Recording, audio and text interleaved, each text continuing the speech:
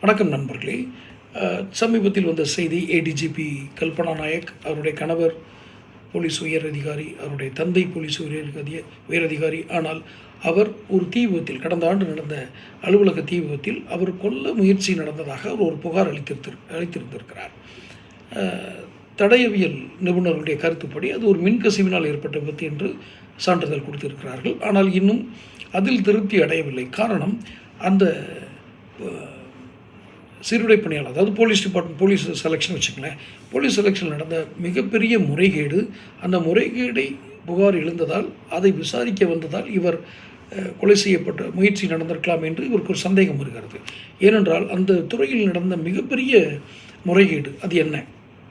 Police துறையில் police selection, sub inspector செலெக்ஷனுக்கு இடஒதுக்கீடு அடிப்படையில் மாணவர்களை தேர்ந்தெடுக்கும் பொழுது அதிக மதிப்பெண் பெற்ற மாணவர், அவர் பட்டியலின வகுப்பு சார்ந்தவராக இருந்தாலும் அவரை பொது கேட்டகரியில் வைத்துவிட்டு குறைந்த மதிப்பெண்கள் உள்ளவர்கள், அதாவது உதாரணத்துக்கு ஒரு 60 மார்க்னு வச்சுக்கோங்க, ஒரு உதாரணத்தை தான் சொல்கிறேன், 60 மார்க் எடுத்தவர்களை மட்டும் அந்த பட்டியல் வையுங்கள், அதில் முதல் எத்தனை பேர் என்ன கோட்டா அப்படி என்ன இருக்கோ அதை மட்டும் எடுங்க அப்படின்னு ஒன்று. இன்னொன்று, இந்த பொது பிரிவில் கொண்டு வந்து விட்டால் அங்கே மேலும் ஒருவருக்கு வேலைவாய்ப்பு கிடைக்க வாய்ப்பு இருக்கும். இது தர்க்க ரீதியாக சுருக்கமாக சொல்லியிருக்கேன். இந்த சமூக நீதியை பாதுகாக்கிற அரசாங்கம் இந்த சமூக நீதியை பின்பற்றாமல், இந்த இட ஒதுக்கீடு முறையை பின்பற்றாமல் இவர்கள் செயல்பட்டிருக்கிறார்கள். இதில் முறைகேடு நடந்திருக்கிறது. இதுதான் இந்த சிஸ்டத்தில் முறைகேடு நடந்திருக்கு. இதை கண்டுபிடித்து இதில் குளறுபடி இருக்கிறது என்று ஒரு நோட்டு அனுப்பினதுனால தான் இந்த கல்பனா நாயக் ஏடிஜிபியை கொல்ல முயற்சி செய்ததா அந்த அம்மாவுக்கு ஒரு சந்தேகம், புகார் விரிவாக கொடுத்திருக்கிறார். இதில் அவலம் என்னவென்றால், இவர் புகார் கொடுத்து 6 மாதங்களுக்கு மேலாகிறது.